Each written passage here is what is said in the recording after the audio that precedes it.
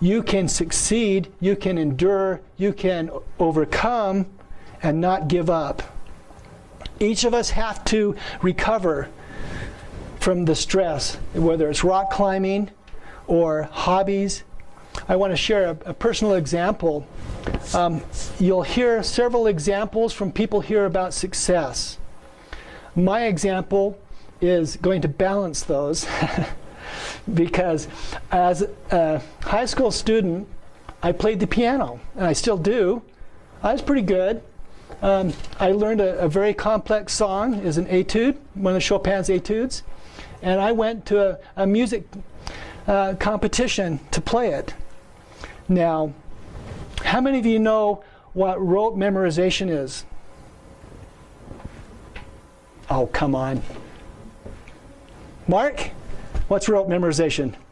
Something that's, you don't really understand even what you're doing. You've just done it so many times.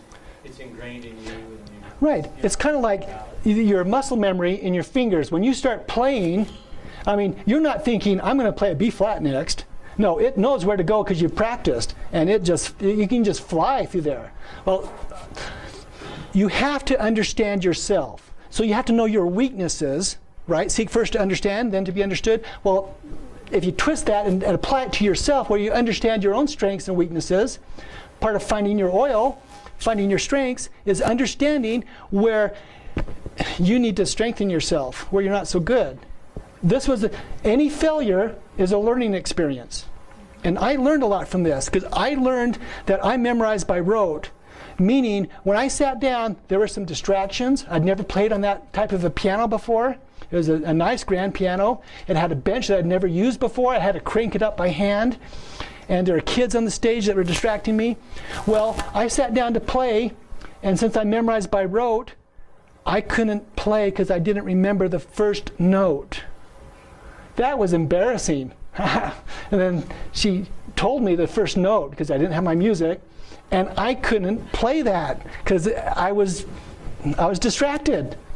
And so I didn't understand how dependent I was on having that same environment so I could succeed. Now, what's neat about this is there was a scholarship that was being awarded, and it's funny how things turn out, because I won the scholarship. And the piano teacher was saying, oh, I wish I could have been there to hear you play. And I'm thinking, I'm sure glad you weren't there, because it was so embarrassing. But I had picked one of the hardest songs to perform, and they knew that I would benefit the most from that scholarship, so I was awarded the scholarship without even playing a note.